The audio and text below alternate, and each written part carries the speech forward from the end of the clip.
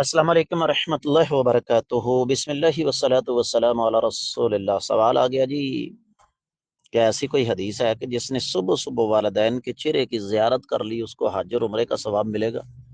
ایسی حدیث ابل تو ہے نہیں، اور اگر ہے تو من گڑا تھا جی۔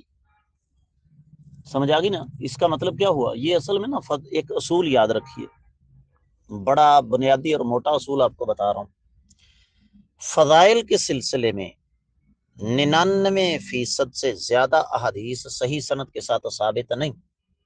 اب میں ایک سوال کرتا ہوں، ایک آدمی شرابی ہے، زانی ہے، چور ہے، ڈاکو ہے، نماز نہیں پڑھتا، روزہ نہیں رکھتا، لوگوں کی حق تلفی کرتا ہے، کوئی نیکی کا کام نہیں کرتا، صبح صبح اٹھ کے ماں باپ کو دیکھ لیتا، کیا اس کو حج اور عمرے کا ثواب مل جائے گا؟ کیا کائنات کے امام صلی اللہ علیہ وآلہ وسلم اس قسم کی کوئی بات کر سکتے ہیں؟ ایسی کوئی حدیث صحیح سند کے ساتھ کہیں سے بھی ثابت نہیں ہے۔